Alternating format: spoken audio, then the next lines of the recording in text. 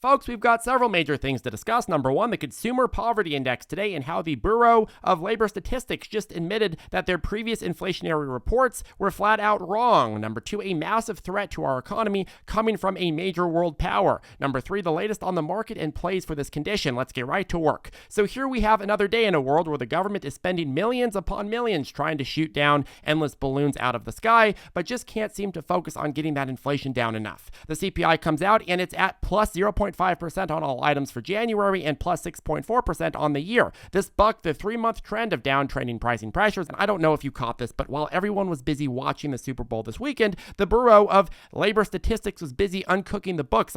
Correcting the inflationary data for previous months as well. If you go back to the original data they had up yesterday, December was originally reported as negative 0.1%. November was reported as plus 0.1%. October was reported as plus 0.4%.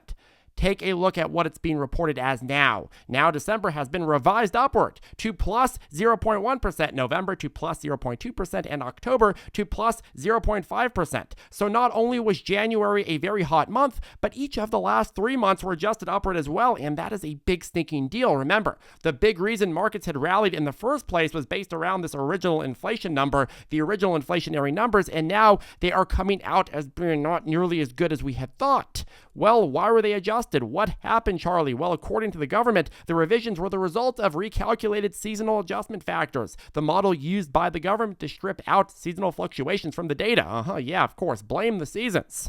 Yeah, sorry I put 6'5" in my dating profile, but I'm actually only 5'3". I don't know what happened. It must be the winter. Come check with me in the summer, then I'll be 6 feet again. And this actually has a pretty big implication, folks, as Logan Kane from Seeking Alpha reports. Mainly, it implies that inflation is actually running about 1.2% annually more than we thought. This challenges the massive rally in stocks and rosy trader assumptions for what the Fed needs to do to stop runaway consumer price increases. Pre-programmed algorithms bought billions in stocks off of these inflation numbers, which pushed up prices in the hours and days after the CPI reports. Trend following funds picked up on the bullish bets and piled in behind them. Then retail investors got in on the action as well, buying loads of call options on stocks like Tesla and Bed Bath and Beyond. So this is the kicker, right? This rally, it came on the back of fudge numbers from the government. It was a lie we were supposed to believe, and now it's been revised upward to be more accurate because, seasonal adjustments, and the Bureau has lost a little legitimacy it has left. People looking at January's 0.5% increase have to be thinking to themselves, okay, but what's the real number? 0.6, 0.7, or 0.8? Is it just going to be revised 3 months from now to show that the number should have been far higher? Remember, inflationary revisions to the upside are horrible because it means that not only will the Fed have to be more aggressive, but corporate profits that are being reported right now are actually worse than they appear to be as well, because you got to adjust out for inflation.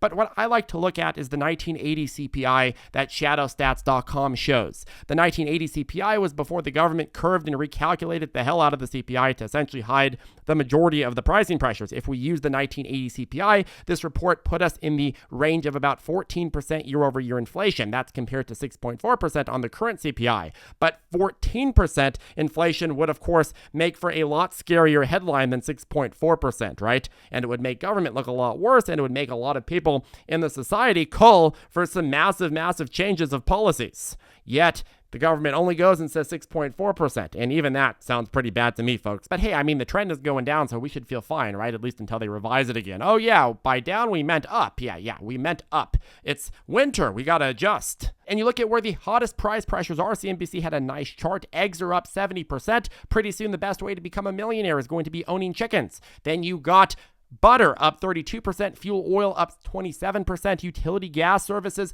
26%, airfare 25%, motor vehicle repair 23%, frozen vegetables 18%, lettuce 17%, public transportation 17%, cereals and bakery products up 15%, pet food up 15%. You can't even feed your dog anymore without declaring bankruptcy first. Motor vehicle insurance up 14.7%, electricity up 11%. Really crazy numbers. And you go over to some of the main items like rent of primary residence, that's up 8.6% year over year. These are disastrous numbers for the average household, and there's a lot of people in pain right now, right? Okay, so I want to go over to Russia and a new threat that I'm seeing. Bloomberg just ran a very insightful piece headline for Fear or Money, consumer giants are staying in Russia. And if you remember, during the beginning of the invasion about a year ago, there was this idea that Western companies, and specifically American companies, had all withdrew from the region, and people sold stocks with large operations there. And indeed, a lot of companies reported complete losses on their Russian operations, and companies like Starbucks were turned into crappy Russian copycats like Stars. Sure, a lot of companies left. A lot of companies also decided to stay in one way or the other. And now that things are starting to escalate again, they may end up being nationalized or forced to close at a significant loss under some new Russian policies. In fact, if you go on don'tfundwar.com, there's about 72 major U.S. companies that are still operating in Russia. There's about 67 who have just barely begun scaling back, and there's about 295 that have withdrew or suspended operations, but many of those even still have plants or property in Russia. In terms of well-known companies that are still pretty damn fully operational in Russia, you have Abbott Laboratories, Carl's Jr.,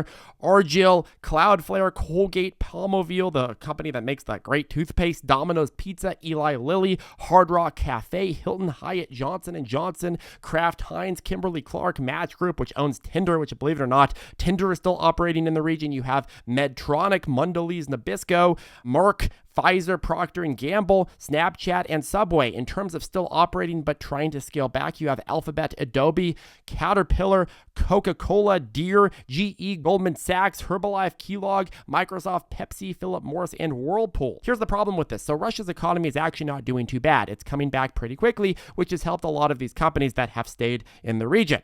The problem, though, is that these companies are going to be stuck between a rock and a hard place very, very soon. Groups that have been open about their choice to stay, such as Colgate, Procter & Gamble, and L'Oreal, have a complicated balance to strike. They must protect their bottom lines and local staff, retain a foothold in a major market, and not come across as morally compromised, even as they pay taxes to the Kremlin. Another point here, companies selling food or personal care products, and really other products as well, also run a high risk of being inadvertently pulled into the war effort, especially if Russia switches to a wartime economy. So if Western companies get further pulled into supplying for the war effort via taxes or literal supplies for the war effort, that's going to greatly complicate their ability to operate in the United States. And the problem is, if they want to go and leave now, the government requires a 50% discount on any sale. And if companies try to quietly strip operations, then the Kremlin is fighting back. On Thursday, Carlsberg warned of the risk that Russian authorities could nationalize a business to keep its workforce at pre-war levels if they suspect it is being deliberately stripped of value.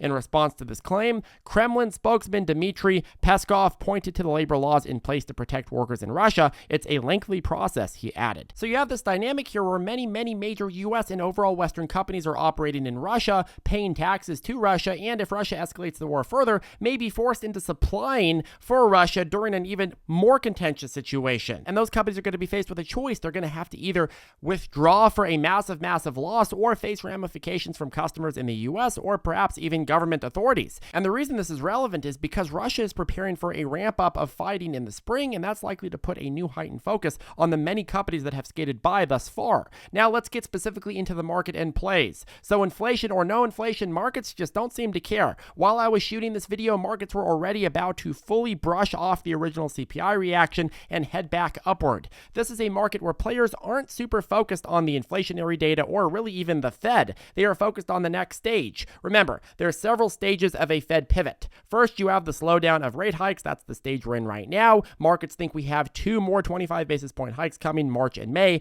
And then the next stage is the pause, where we'll stay at the peak rates for several meetings. Peak expected to be at around 5 to 525. And then all of a sudden you get to the third stage, which is rate cuts. Rate cuts happen when? Well, markets think the end of the year, early to late fall. And this inflation data being a little bit hotter than expected alongside a lot of the revisions from the previous 3 months. Well, so far it's not convincing people that the Fed isn't going to follow through with this overall projection.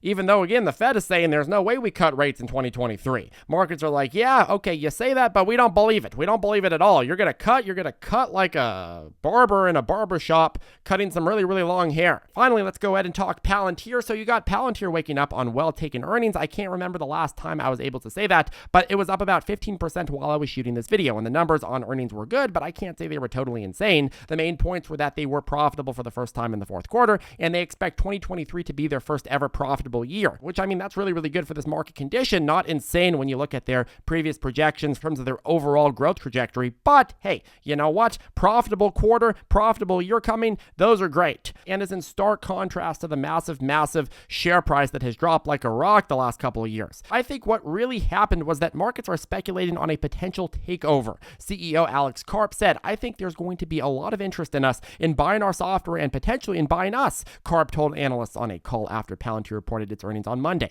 "But we are pretty focused on our product, which is us." Now, in public markets, if a company isn't consistently showing insane profitability, people sell and the company gets devalued. If the macro environment goes down massively, people sell and the company gets devalued further. Both of those things have hurt Palantir. But when good companies with a really, really good product get discounted on public markets, maybe the public doesn't like them, but they start becoming massive merger and acquisition targets. You start getting bigger players think, hey, wait, we can buy their entire company and not have to compete with them. Or we could just buy out their entire company and not have to build out our own software capabilities. And that's the calculus that Karp is expressing here. Hey, we have the product. The public markets may not like us, but because we're down so much, that means we're a prime candidate for a buyout. And buyouts usually happen at a premium, which is why you're starting to see people buy up the shares. And in my opinion, Palantir would probably go for a decent amount more than this. And it's possible that if they do get bought out and he's not just pulling a Elon Musk fund secured sort of situation, then it would be for a much higher price. So anyways, that's all we've got for you today. Make sure to hit that ravishing like button and subscribe and sign up for our free